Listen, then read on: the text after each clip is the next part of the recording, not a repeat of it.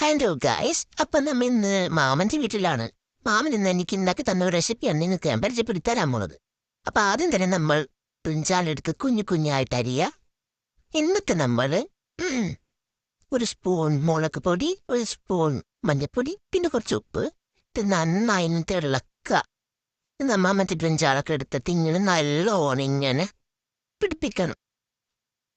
എന്നിട്ട് നമ്മൾ കുറച്ച് ഒരു പാൻ എടുത്തിട്ട് എണ്ണ ഒഴിക്കുക. എന്നിട്ട് നമ്മൾ നല്ലോണം എല്ലാ സ്ഥലത്തും പരത്തുക. എന്നിട്ട് നമ്മൾ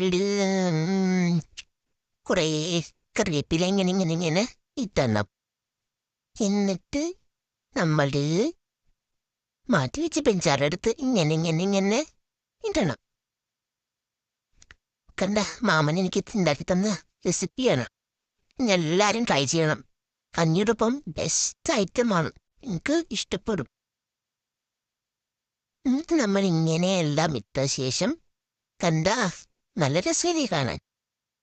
പിന്നെ നമ്മ ഇങ്ങനെ മറിച്ചിടണം. മാമൻ നല്ല എക്സ്പേർട്ടാണ്, കണ്ടില്ലേ മറിച്ചിടുന്നത്. ഇതാ നമ്മുടെ കഞ്ഞി റെഡി ആയിക്കൊണ്ടിരിക്കുകയാണ് ഗൈസ്.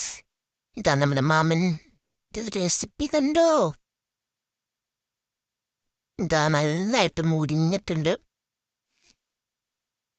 സോ ഇതാണ് നമ്മുടെ റെസിപ്പി. എല്ലാവരും വീട്ടിൽ ട്രൈ ചെയ്യണം. നല്ലൊരു ഐറ്റമാണ് കഞ്ഞിക്കൊപ്പം തിന്നാൻ. ഇപ്പം എല്ലാവരും ഉണ്ടാക്കുക, തിന്ന.